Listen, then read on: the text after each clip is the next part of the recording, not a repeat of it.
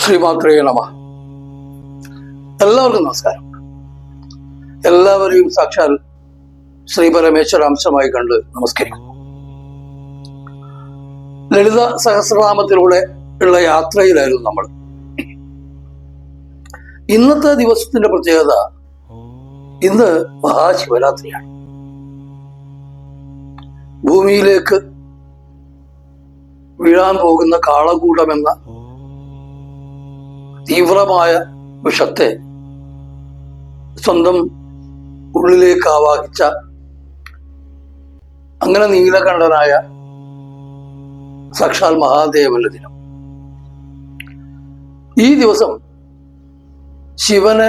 ശിവനാക്കിയ ആ ശക്തിയെക്കുറിച്ച്, അല്ലെങ്കിൽ ശിവന്റെ ശക്തിയെക്കുറിച്ച് പറയുവാൻ ഏറ്റവും നല്ല ദിവസങ്ങളിൽ ഒന്നാണിത് എന്ന് ഞാൻ കരുതി. നമ്മൾ ലളിതാ സഹസ്രനാമത്തിലൂടെയുള്ള യാത്രയിലായിരുന്നു. എന്താണ് ലളിതാ സഹസ്രനാമം, എന്താണ് ന്യാസം എന്ന് പറഞ്ഞാൽ, എന്താണ് കീലകം, എന്താണ് ബീജം, എന്താണ് ശക്തി, എന്നൊക്കെ നമ്മൾ സംസാരിച്ചു കഴിഞ്ഞു മുൻപുള്ള വീഡിയോകൾ. അപ്പൊ ഇനി നമ്മൾ ലളിതാ സഹസ്രനാമത്തിന്റെ ആദ്യത്തെ ധ്യാനത്തിലേക്ക് കടക്കുകയാണ്. അപ്പൊ ആദ്യത്തെ ധ്യാനത്തിലേക്ക് കടക്കുന്നതിന് മുമ്പ് ഒരാമുഖമായി കുറച്ച് കാര്യങ്ങൾ കൂടി പറയണമെന്ന് കരുതി. പെട്ടെന്ന് നമ്മൾ നേരെ നാമങ്ങളിലേക്കും ധ്യാനത്തിലേക്കും പോകാതെ സഹസ്രനാമത്തെ കുറിച്ചൊരു ധാരണ ഉണ്ടാക്കിയിട്ട് പോകുന്നതാവും നല്ലത് എന്നുള്ള തോന്നലുകൊണ്ടാണ് അങ്ങനെ ചെയ്യുന്നത്. തീർച്ചയായും ഇത് കേൾക്കുന്ന പലരും എന്നെക്കാൾ അറിവുള്ളവരായിരിക്കും. പലർക്കും എന്നെക്കാൾ കൂടുതൽ ഇതിനെക്കുറിച്ച് ജ്ഞാനവും ധാരണയും ഒക്കെ ഉണ്ടാവും എന്നുള്ള ഉറച്ച വിശ്വാസം എനിക്കുണ്ട്. എങ്കിലും ഇതറിയാത്ത കുറച്ചാൾക്കാർ, അല്ലെങ്കിൽ കുറച്ചധികം ആൾക്കാർ നമ്മുടെ ചുറ്റുമുണ്ട്. അവർക്ക് ലളിതാ പരമേശ്വരി അന്യമാവരുത്. അവർക്കും ഇങ്ങനെ ശ്രീവിദ്യയുടെ മധുരം നുകരാനാവണം എന്നുള്ള മോഹമാണ്. അമ്മയുടെ ഒരു ഭക്തൻ എന്ന നിലയിൽ ഇത് പറയാൻ എന്നെ പ്രേരിപ്പിക്കുന്നത്. മറ്റൊരുപാട് നാമങ്ങൾ നമുക്കറിയാം. ലളിതാ സഹസ്രനാമം അല്ലാതെ മറ്റൊരുപാട് സഹസ്രനാമങ്ങൾ, വിഷ്ണു സഹസ്രനാമം, ശിവസഹസ്രനാമം, അങ്ങനെ എല്ലാ ദേവതമാർക്കും എല്ലാ ദേവന്മാർക്കും സഹസ്രനാമങ്ങളുണ്ട്. പക്ഷേ ലളിതാ സഹസ്രനാമത്തിന്റെ പ്രത്യേകത, ഇത് ഏത് സഹസ്രനാമങ്ങളെക്കാൾ കൂടുതൽ ഫലവത്താണ്, അല്ലെങ്കിൽ ശക്തിമത്താണ് ലളിതാ സഹസ്രനാമം. ഇതൊരു ദേവീയോപാസകൻ എന്ന നിലയിൽ പറയുന്നത് മാത്രമല്ല. കാരണം ദേവി അല്ലെങ്കിൽ ശക്തി ഈ ലോകത്തിനെ ചലിപ്പിക്കുന്നത് അവളാണ്. ആ പരയാണ് ഈ ലോകത്തെ ചലിപ്പിക്കുന്നത്. നമുക്കറിയാം, സൗന്ദര്യലഹരി ഒരു വരുന്ന സെഷൻസിൽ നമുക്ക് സൗന്ദര്യലഹരി മാത്രമായി നമുക്ക് സംസാരിക്കാനുണ്ട്. സൗന്ദര്യലഹരി തുടങ്ങുന്നത് തന്നെ ശിവശക്തിയായുക്തോ എന്ന ശ്ലോകത്തിൽ അതിന്റെ സാരാംശം പറയുമ്പോൾ ഒരു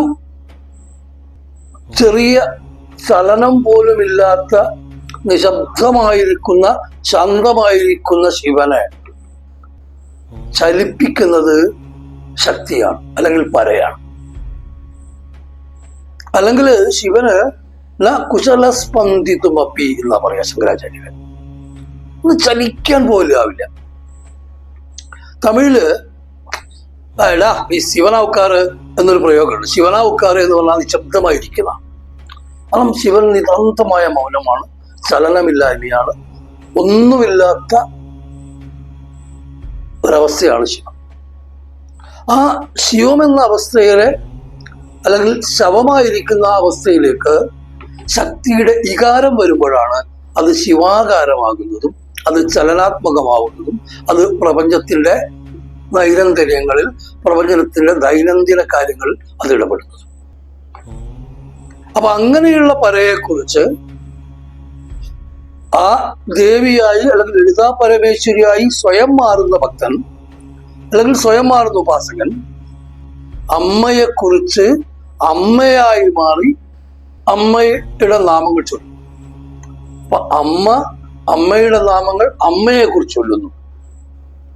അമ്മ എന്ന് പറയുന്നത് നമുക്കറിയാം ഏറ്റവും അടിയിൽ മൂലാധാരത്തില് 3.5 ചുറ്റി കുണ്ഡലിനിയുടെ ആകൃതിയില് സർപ്പാകൃതിയിൽ കുണ്ഡലിനിയായി തല താഴ്ത്തിയിരിക്കുന്ന ആ ഒരു ശക്തിയാണ് നമ്മൾ യോഗയിലൂടെ നിരന്തരമായ ധ്യാനത്തിലൂടെ ആ ധ്യാനം, ആ ക്രിയകള് നമ്മൾ ഉണ്ടാക്കുന്ന ഒരു ചൂടിലൂടെ ഈ കെട്ടഴിഞ്ഞ് പതുക്കെ പതുക്കെ പതുക്കെ പതുക്കെ ഓരോ ചക്രങ്ങളെയും ഭേദിച്ച്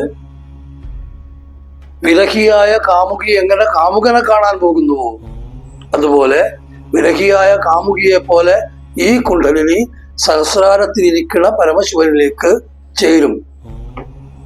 ഇതാണ് ബോധം.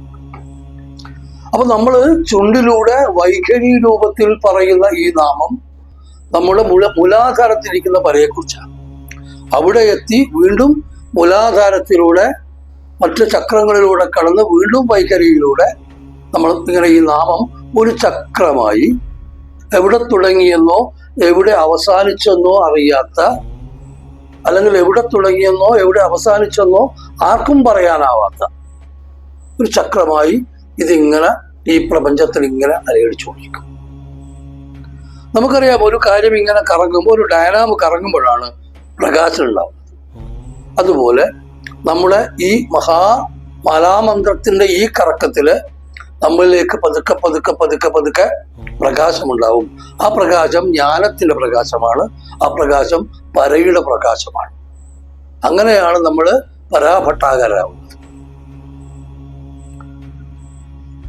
അപ്പോ ലളിത സഹസ്രനാമം എന്ന് പറയുന്നത് നേരത്തെ പറഞ്ഞതുപോലെ എത്ര പറഞ്ഞാലും തീരാത്ത കടലാണ് അമ്മ എന്നുള്ളത് കൊണ്ടാണ് പലപ്പോഴും ഇങ്ങനെ നമ്മൾ പറയുന്നത്. ഇനി ലളിത സഹസ്രനാമം നമ്മൾ ജപിച്ചു തുടങ്ങുകയാണ്. നിങ്ങൾ ജപിച്ചു തുടങ്ങും കഴിയുന്നതും രാവിലെ ബ്രാഹ്മമുഹൂർത്തമാണ് ഏറ്റവും ഉത്തമമായ സമയം. അതല്ലെങ്കിൽ സന്ധ്യയ്ക്കാവാം. മറ്റൊന്ന് സഹസ്രനാമം നേരത്തെ പറഞ്ഞതുപോലെ സഹസ്രനാമം പതിയെ മനസ്സിൽ ജപിക്കേണ്ട ഒന്നല്ല, ചുണ്ട് അനക്കി തന്നെ വാചികമായി തന്നെ ജപിക്കേണ്ട ഒന്നാണ് സഹസ്രനാമം. പിന്നീട് നിങ്ങളൊരു ഘട്ടം എത്തുമ്പോൾ പതുക്കെ പതുക്കെ നമ്മൾ പോലും അറിയാതെ നമ്മളൊരു ശ്രീവിദ്യയിലേക്കൊക്കെ നമ്മൾ എത്തുമ്പോൾ നമ്മൾ അറിയുന്നൊരു കാര്യമല്ല, അത് അറിയാതെ നടക്കുന്നൊരു പ്രോസസ്സാണത്. അവിടെ എത്തുമ്പോൾ പതുക്കെ പതുക്കെ നിങ്ങളുടെ ഓരോ കോശങ്ങളും സഹസ്രനാമം ഇങ്ങനെ ജപിച്ചുകൊണ്ടിരിക്കും. അത് വളരെ പ്രയാസകരമാണ്, വളരെ എളുപ്പമല്ല. ഇന്ന് സഹസ്രനാമം ജപിച്ചു തുടങ്ങിയാൽ നാളെ നിങ്ങൾക്ക് അങ്ങനെ സംഭവിക്കില്ല. അതിൽ ഒരു സാധനാ മനോഭാവത്തോടെ തന്നെ. പിന്നെ മറ്റൊന്ന്, അമ്മയ്ക്ക് ആരും ആവശ്യമില്ല, നമുക്കാണ് അമ്മയെ ആവശ്യം. അതുകൊണ്ട് തന്നെ ഈ സാധനയുടെ ഒരു പ്രശ്നം, പലപ്പോഴും ഉപാസനയുടെ ഘട്ടങ്ങൾ നമ്മളൊക്കെ അനുഭവിച്ചുള്ള പ്രശ്നം, നമ്മളെ മാക്സിമം ക്ലേശമുണ്ടാക്കിക്കുക എന്നുള്ളതാണ് ഇവരുടെ പ്രധാന പണി. നമുക്കിത് നിർത്തി വേണ്ട എന്ന് പറഞ്ഞ് പോകാൻ നമുക്ക് തോന്നിപ്പിക്കുക. പക്ഷെ അപ്പോഴും ഞാൻ തോക്കില്ല അമ്മേ എന്ന് പറഞ്ഞ് ഇതാണ് നമ്മൾ കുരങ്ങുക. കുരങ്ങനെ ശ്രദ്ധിച്ചറിയാം. ഈ കുരങ്ങിന്റെ കുട്ടി കുരങ്ങന്റെ വയറ്റിലിങ്ങനെ അള്ളിപ്പിടിച്ചിരിക്കുക നമ്മൾ കണ്ടിട്ടുണ്ടാവും.